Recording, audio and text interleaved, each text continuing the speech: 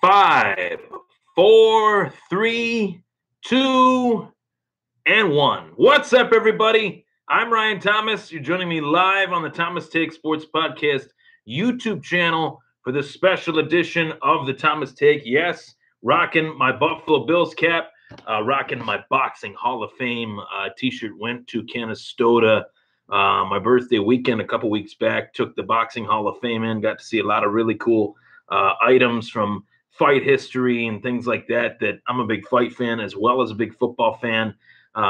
Sports writer for myfantasysportstalk.com, mixed martial arts, putting out a big time fantasy football article that you do not want to miss. Who's number one?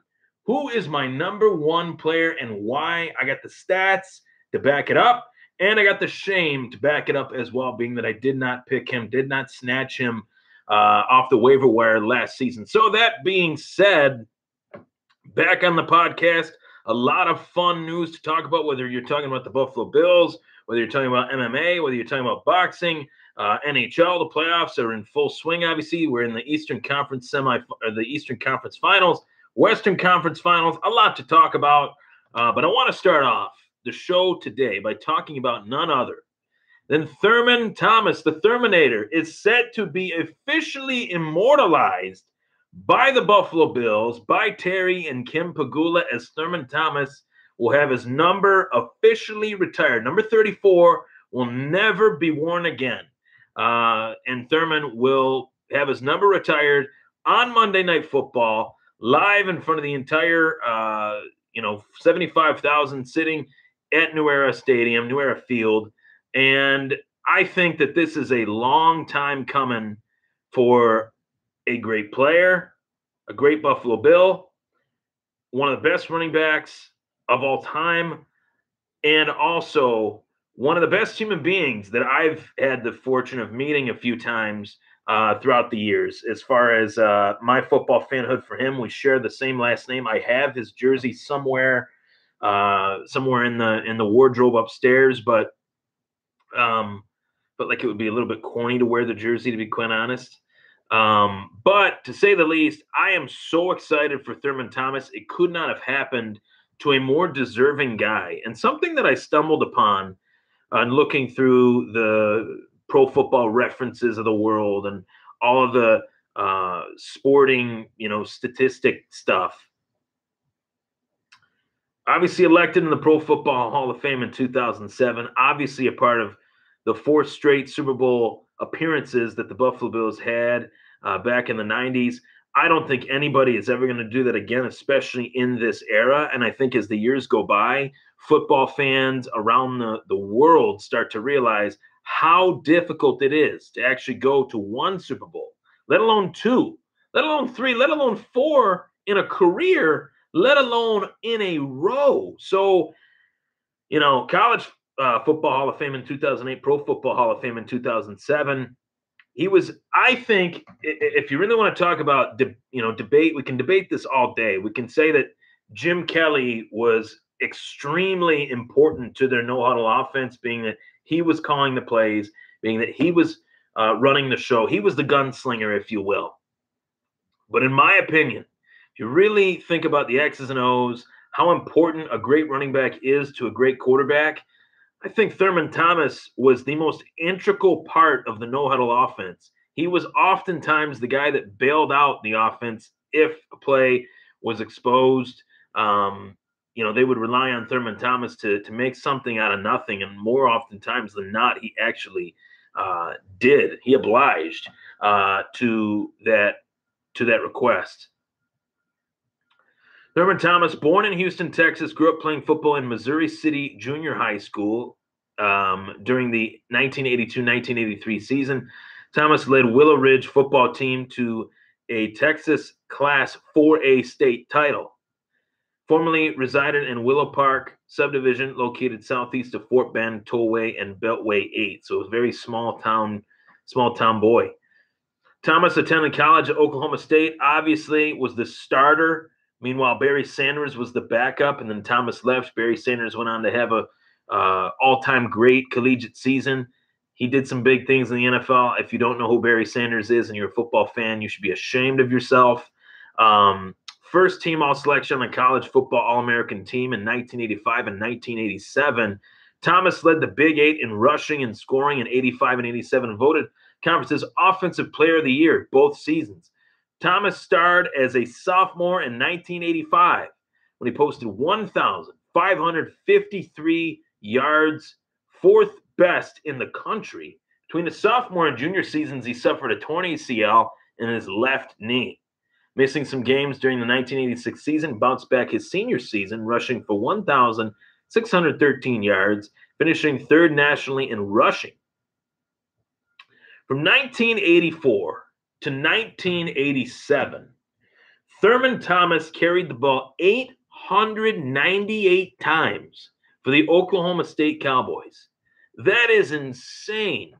898 carries for Thurman Thomas. The most rushing attempts still to this day, I'd imagine so, still to this day, the most rushing attempts for an Oklahoma State running back. Nobody's even come close to it, not even Barry. So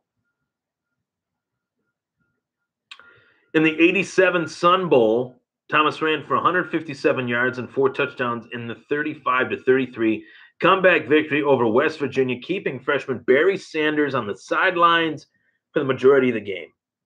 Thomas left OSU as the school's all-time leading rusher. His number 34, chosen in honor of Earl Campbell and Walter Payton, is one of 3 jerseys retired at Oklahoma State. So Thurman Thomas, great player, fantastic career, one of the all-time best running backs in NFL history, and also not just a great running back in the pros, but a great running back in college. Still holds a majority of the records at Oklahoma State. Barry's got a few of those, to say the least. Mason Rudolph actually broke some of those records as well during his college career at Oklahoma State. His career with the Buffalo Bills really started on the one simple principle that he was passed over time and time and time again as he was drafted 40th overall in the second round in the 1988 NFL draft, which was Buffalo's first choice in that draft, might I add. He was the rushing leader in the AFC in 1990, 91, and 93. The first 3 seasons of his career, Thomas had totaled 12 games with at least 100 yards rushing. The Bills won every one of those games. In 89 and 90, his combined total from scrimmage was 3,742 yards. This was more than 200 yards better than any other player in the NFL. He was voted to the All-Pro team in 90 and 91, was selected to 5 straight Pro Bowls from 89 and 93. Samuel White says, I just watched him and Tasker got a little choked up. I told you that was going to happen, because those dudes, I can honestly say they have a brotherly bond. It's pretty remarkable. All of them, whether it's Jim, whether it's Thurman, whether it's Andre, Bruce, they all have their own relationships with each other. I remember watching Bruce Smith and Thurman watch Super Bowl 25, and as heartbreaking as that game was, it was pretty cool to see them recollecting the memories of those years, recollecting the work it took to get to that point. That's always what it's about with those guys. It's never about the losses. They always talk about the work that it took to get to that level. They just understand it. They just got it. Named the NFL's most valuable player in 91 after becoming the 11th player in NFL history to finish the season with over 2,000 all-purpose yards.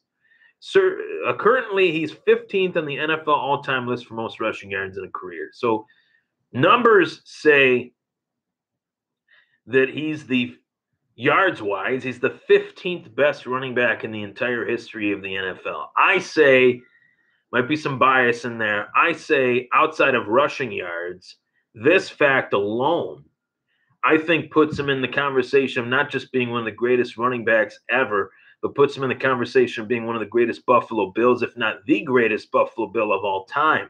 I know O.J. Simpson was a rare, special running back. I know Jim Kelly was really the mojo that they needed in order to go to those Super Bowls. I know guys like Darryl Talley were the hardworking guys on the team too. And I know guys like Bruce Smith, obviously the all-time sacks leader. It could easily be said that when you're the number one in sacks with 200, that you're the best that your position's ever seen, let alone the best in a franchise. But he might not be ranked among the best running backs of all time, but how do we really rank running backs? How do each person ranks running backs a different way? Do you like a guy more that catches balls out of the backfield, or do you like a guy that can run people over? That is the comparison, kind of the speed back that can catch out of the backfield and break some tackles, or the guy that just barrels through people. And I think history would say like a Earl Campbell type or a Thurman Thomas type. I like athletic running backs. I like guys that can juke and move and create angles and make things happen. Thurman Thomas was one of the originators of that. And furthermore, the ability that he had to run a route as a running back, I think, is really understated in his career. I've watched a lot of old Bills games. And there was one game, I believe they were playing the Bengals, if I'm not mistaken. It might have been the Browns. I can't remember. But Jim Kelly was running that no-huddle offense to perfection, as he did. He was the general out there. They're running the no-huddle play, and it was basically they botched the play. They knew, Cleveland knew, or Cincinnati, I can't remember, knew that it was coming, and their coverage was great. The coverage was perfect. Everybody was spread out. The Bills had their offense spread out, and Thurman Thomas ran, to the sideline.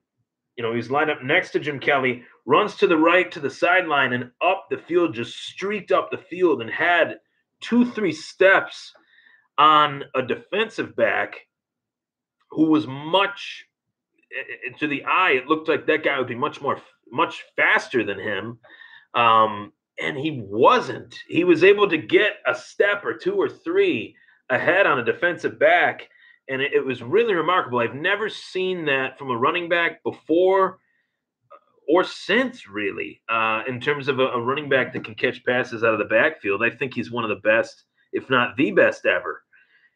Thurman currently holds the all-time Buffalo Bills rushing record with 11,938 yards in the 10K club, almost in the 12K club.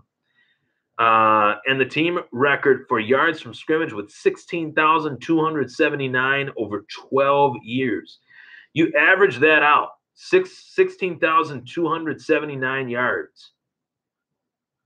16,279 yards divided by 12. That's 1,300 yards a season, 1,356 yards a year.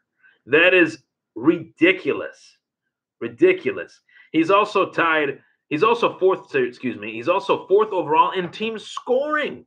Overall, Thomas finished his 13th seasons, his 13th played for Miami, with 2,074 rushing yards, 472 receptions for 4,458 yards, 88 touchdowns, 65 rushing, 23 receiving, with 16,532 total yards from scrimmage. Thomas is the only player in NFL history to lead the league in total yards from scrimmage for 4 consecutive years. He's one of only 6 running backs to have over 400 receptions and over 10,000 rushing yards. I think LaShawn McCoy will also join this list. As I've stated before, Walter Payton, Marshall Faulk, Marcus Allen, Tiki Barber, and LaDainian Tomlinson are the other 5. All of those guys are in Canton forever, immortalized. Thomas is also one of 5 running backs to have rushed for over 1,000 yards in 8 consecutive seasons, along with Curtis Martin, Barry Sanders, Emmitt Smith, and LaDainian Tomlinson. Once again, all 4 of those guys, including Thurman being the 5th, are all in Canton.